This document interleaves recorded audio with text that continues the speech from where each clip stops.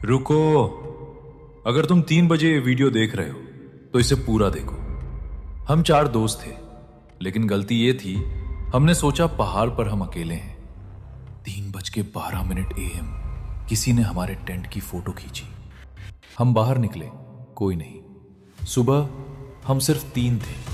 चौथे का फोन, आखिरी फोटो में हम 4 नहीं 5 दिख रहे थे। हेडफोन लगाओ, कमेंट 4 अगर तुम अंत तक सुनोगे। Subscribe real horror, no fake. रुको, अगर तुम गांव में बड़े हुए हो तो ये कहानी तुम्हें डरा देगी। ये कहानी है हमारे गांव के उस पुराने कुएं की, जिसके पास रात को कोई नहीं जाता।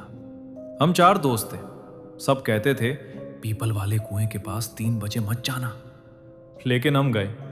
3:06 AM। कुएं के पास से किसी औरत के रोने की आवाज आ रही थी।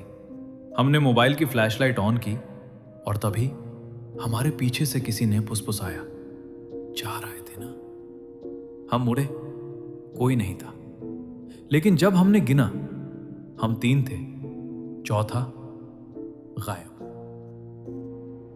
अगर सच जानना है, कमेंट करो पार्ट 2 और हेडफोन लगाकर सुनो।